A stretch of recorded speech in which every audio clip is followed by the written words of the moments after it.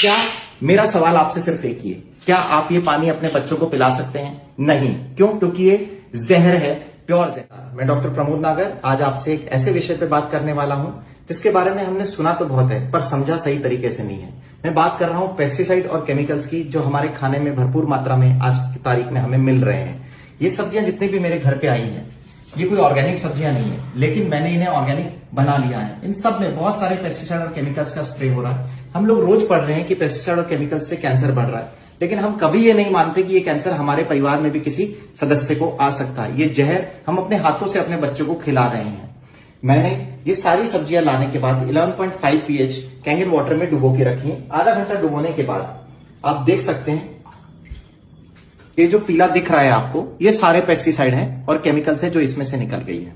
Pesticide और chemical केवल ऐसा नहीं है कि वो कैंसर करते हैं, इन्हें एंडोक्राइन डिसरप्टिंग केमिकल्स भी कहते हैं, क्योंकि हमारे बॉडी के हार्मोन्स को भी रिजेंबल करते हैं, जिसकी वजह से हमारे शरीर के बहुत सारे रिएक्शंस को खराब कर देते हैं या हार्मोन्स को खराब कर देते हैं। आपके शरीर में आने वाली हार्मोन से रिलेटेड जितनी भी बीमारियां हैं, चाहे वो इनफर्टिलिटी हो, बच्चे नहीं लगना, डायबिटीज, शुगर, थायराइड या कोई और भी बीमारियां जो है, बाल झड़ना, नींद नहीं आना, इरिटेशन होना, शरीर में क्षमता नहीं रहना, ये सारी गंभीर बीमारियां पेस्टिसाइड और केमिकल से जुड़ी हुई है।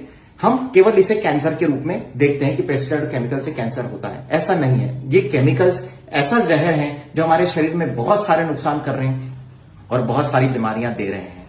इस पानी के विषय में डॉक्टर रॉबर्ट जी राइट ने अपनी किताब किलिंग कैंसर नॉट पीपल के बारे में भी जिक्र किया है। मैं बता दूं कि doctor Robert G Wright American anti cancer institute, जो कि दुनिया का सबसे बड़ा कैंसर इंस्टीट्यूट है, उसके international wellness and research centre के डायरेक्टर हैं।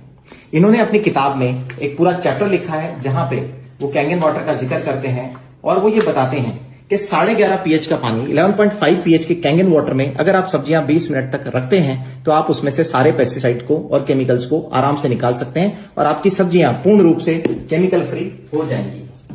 आज ये डिवाइस की मदद से मैं अपने शरीर को कितना अच्छा बना रहा हूं, ये कितना स्वास्थ्यवर्धक पानी मैं ले रहा हूं, वो अलग बात है, लेकिन अगर मैं इन केमिकल्स और पेस्टिसाइड को भी सब्जियों से निकाल सकता हूं तो 70 से 80% जो रोग हैं वो मेरे शरीर में आने से और मेरे परिवार के जितने भी लोग हैं जो सदस्य इस पानी का सेवन कर रहे हैं, ये पेस्टिसाइड रहित सब्जियां खा रहे हैं, वो सब भी बीमारियों से बच रहे हैं। क्या मेरा सवाल आपसे सिर्फ एक ही है, क्या आप ये पानी अपने बच्चों को पिला सकते हैं? नहीं। क्यों? क्योंकि ये जहर है, प्योर जहर। लेकिन सब्जियों के साथ तो आप अपने शरीर में डाल ही रहे हैं, आप अपने बच्चों के शरीर में तो डाल ही रहे हैं।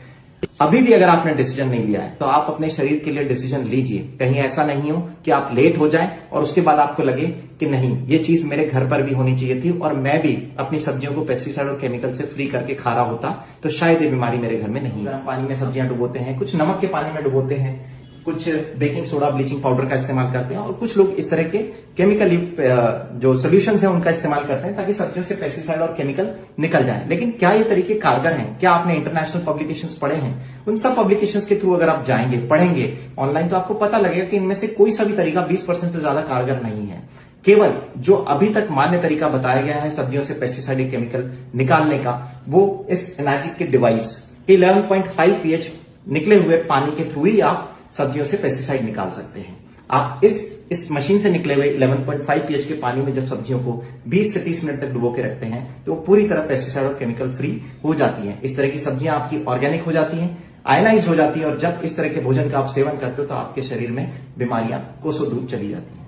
धन्यवाद।